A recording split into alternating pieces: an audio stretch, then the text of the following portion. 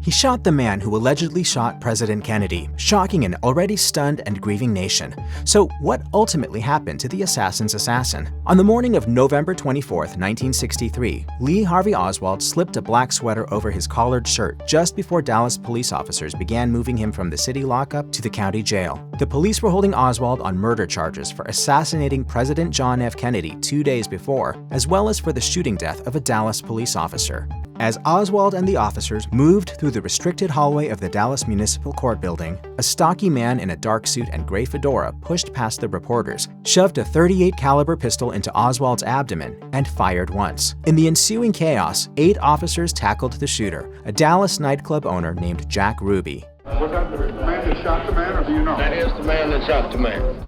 But it was too late. A few hours later, Oswald died in Parkland Memorial Hospital from a chest wound. And with his death arose a million JFK assassination conspiracy theories, helped along by the mysterious man who murdered Kennedy's killer. Jack Ruby was born Jacob Rubenstein in Chicago in 1911. His parents, Polish Jews, immigrated to the U.S. in 1903. An unstable home life marked his childhood, and the county placed Ruby in foster care for a short stint. He left school early, became a ticket scalper, sold novelties from a pushcart, and often brawled with other young men in the mean streets of Chicago. He later worked as a union organizer and door-to-door salesman, among other work, and served stateside as a mechanic in the U.S. Army Air Forces during World War II. By the late 1940s, he was living in Dallas, Texas, had changed his name to Jack Ruby, and operated a string of nightclubs, including strip joints. He racked up 8 arrests for carrying a concealed weapon, simple assault, and disturbing the peace, among other violations. He counted Dallas police officers, gamblers, and various underworld figures as friends. In addition, sources suggested that Ruby's permission was required for the initiation of illegal activities in the region.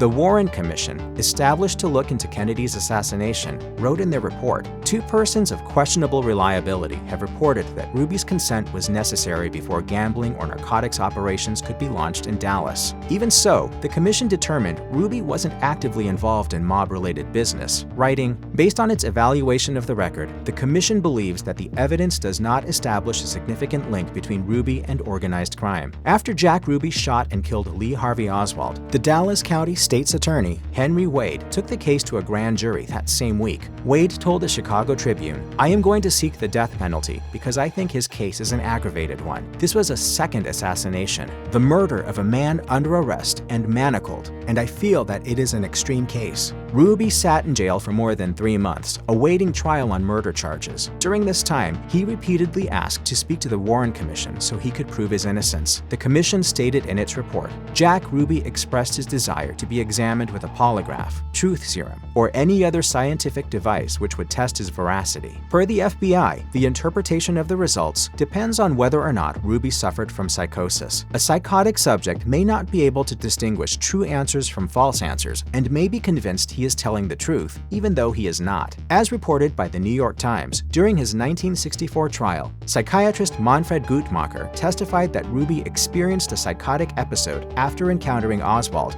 and was legally insane at the time of the murder. Jack Ruby said he shot Oswald to spare Jackie Kennedy from having to come back to Dallas to attend the inevitable trial of her husband's assassin. To this day, many believe Ruby's motives involved some larger conspiracy involved in Kennedy's assassination, with some pointing to the mafia and others to Fidel Castro, among a multitude of theories. The Warren Commission concluded that, on the basis of the evidence available to it, that President John F. Kennedy was probably assassinated as a result of a conspiracy. The committee is unable to identify the other gunmen or the extent of the conspiracy. On March 14, 1964, a Dallas jury found Ruby guilty of murder with malice and sentenced him to death in the electric chair. The Texas Court of Criminal Appeals overturned the conviction 2 years later, but like Oswald, whose death prevented his murder trial, Ruby cheated the executioner. He died of a pulmonary embolism on January 3, 1967, before his retrial.